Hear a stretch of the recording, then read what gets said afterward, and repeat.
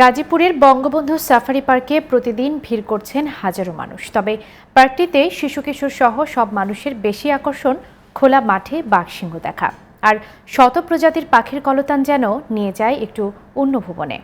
50টিরও বেশি প্রজাতির প্রাণীর অনেকটা প্রাকৃতিক অরণ্যই বলা চলে এই সাফারি পার্কটিকে।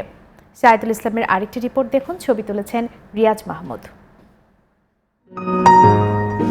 গাজীপুরের বিশাল শালবন আর উঁচু নিচু ভূমিতে অনেকটা প্রাকৃতিক পরিবেশে গড়ে তোলা হয়েছে বঙ্গবন্ধু সাফারি পার্ক। প্রায় 3700 একর জায়গায় অনেকটা থাইল্যান্ডের সাফারি ওয়ার্ল্ডের আদলে প্রাকৃতিক বনে নানা প্রজাতির প্রাণীর খোলা অভয়ারণ্য তৈরি করা হয়েছে এখানে।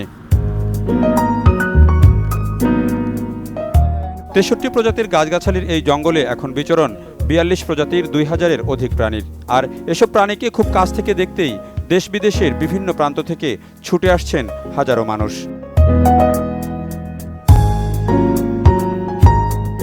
সবার প্রথম আকর্ষণ সাফারি পার্কে খোলা বাঘ আর সিংহ দেখা। 100 টাকার টিকিটে পার্কের নিজস্ব বুলেট প্রুফ গাড়িতে চড়ে বাঘ সিংহ দেখতে লম্বা লাইন মানুষের। টাইগার ও লায়ন সাফারিতে বাঘ দেখার আনন্দ দুঃসাহসিক রোমাঞ্চের অনুভূতি জাগিয়ে দেয় সবার মধ্যেই।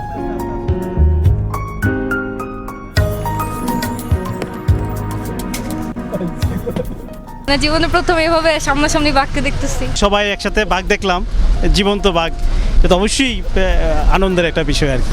ভয় লাগছে কিন্তু দেখতে মজাও লাগছে। এরপর ভল্লুকের এলাকা পেরিয়ে হরিণের রাজ্যে দেখা যাবে চিত্রা ও মায়া হরিণের। গাড়িতে চড়ে এরপর আফ্রিকান সাফারিতে চোখ আটকে যাবে সুবিশাল আকারের 4টি জিরাফে। আছে জেব্রা, উইলবিস্ট আর আফ্রিকান হরিণও। এসব প্রাণীর রাজ্য পেরিয়ে দর্শনার্থীরা ঢুকছেন পাখির রাজ্যে। 10 টাকার টিকিটে দেখতে পাচ্ছেন দেশি বিদেশি নানা প্রজাতির পাখি।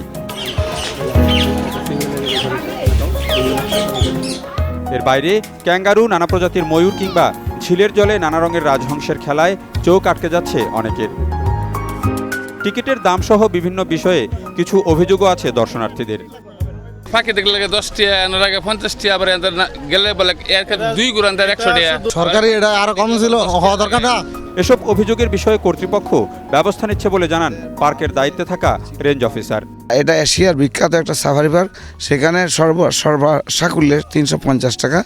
এটা কোনো কস্টিং পর্যায়ে আসে বলে আমার মনে হয় না। দক্ষিণ এশিয়ার অন্যতম বৃহৎ এই সাফারি পার্কের পুরো কাজ এখনও শেষ হয়নি।